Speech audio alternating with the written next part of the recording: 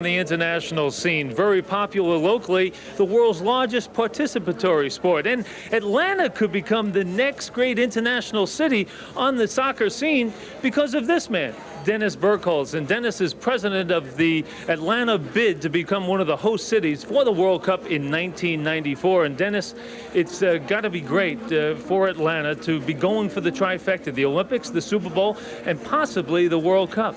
Yeah, Bo, it's been really exciting around here lately. We got the Super Bowl bid last May, I believe it was, and of course the Olympic bid in September, and now we're going after this World Cup bid. We have a task force of people in Atlanta that's working very, very hard, putting together the bid, which is due May the 1st, I believe, and decision going to be made in late November to decide which cities will host World Cup in the United States in 1994. Dennis, can Atlanta handle three international events of that magnitude, the World Cup, the Super Bowl, and the Olympics so close together? Well, the answer is definitely yes, we can. It's going to be difficult, though, except that the Super Bowl basically is its own event. The NFL brings that in and produces the event itself in a one-week period of time. The other two, of course, are tremendously huge events that require a lot of time and effort and an awful lot of volunteers. The good thing about World Cup soccer in 1994 is that it'll help us train our volunteer force and even our staffs to prepare for 96. So I think in that respect we're very fortunate at the possibility of having the World Cup here in 94 prior to the 96 Olympics. Good idea. Train your Olympic volunteers on the World Cup. Will you use some of these same Olympic presentation tools to try to land the World Cup?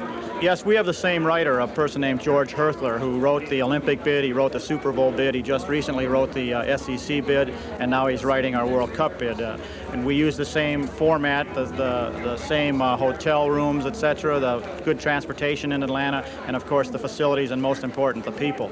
And with all these things, we think that we're a real good candidate to host the World Cup games in 94. Well, I've got a surprise for you, Dennis. It's all well and good that you bring the World Cup here possibly, but you still have to be able to handle the rock. Right. And right now we're going to go to Denise Delarue. She's got someone who's going to tell us how to kick that ball. Oh, this is a soccer ball. I'm supposed to kick it, not catch it.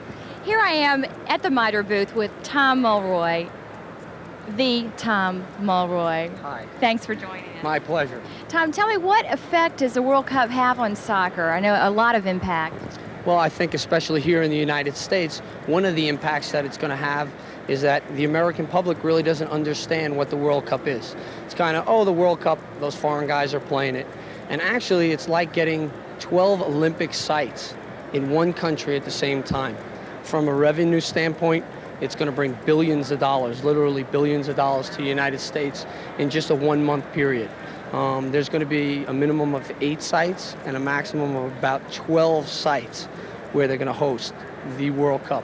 That'll be in 1994, and already corporate interest, not just sporting good manufacturers like here at the show, but non-soccer related companies like Coca-Cola, like Anheuser-Busch, have already jumped aboard to try to help soccer. At the grassroots level, like the NASL or the professional league was big for a long time, it's going to now give soccer a shot in the arm. It will help open up scholarships because of the promotions and the money that will be spent.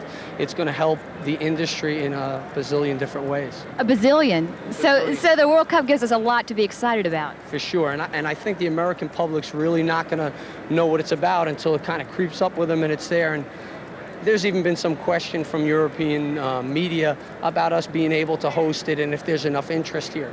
And what the World Cup is, it's like a Super Bowl. It's an event. A lot of people go and watch Super Bowls that don't even know who's playing, but it's an event. And if anybody in the world can run an event, the United States can, and we're going to run the biggest one. I understand another thing that you're excited about is your role as spokesperson, as soccer spokesperson for Just Say No to Drugs International. Yeah, I think it's an important message, and like soccer is a good game to structure young people. I mean, it gives a lot of good social messages, working together, setting goals. I think that one of our society's problems now is being able to say no. And I see about 100,000 children a year with MITRE going around the country doing demonstrations, and it's one of our messages that we give. Good for you. Speaking of demonstrations, I've been told that you do incredible things with the soccer ball. I grew up with it. Would you? Have a kick around. Would Sure, you? no All right. problem.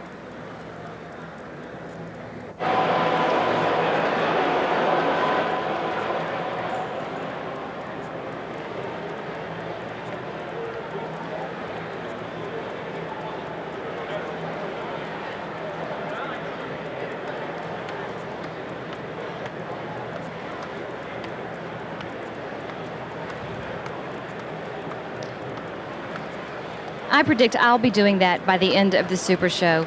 We're with Tom Mulroy.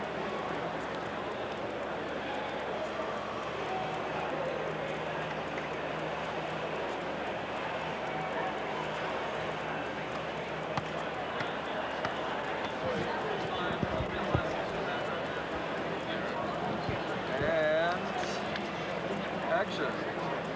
Hi, this is Tom Mulroy, right here at the Miter booth at the Atlanta Super Show, and we're hoping all you guys get home soon and safe, and we want it to happen now. Thanks a lot.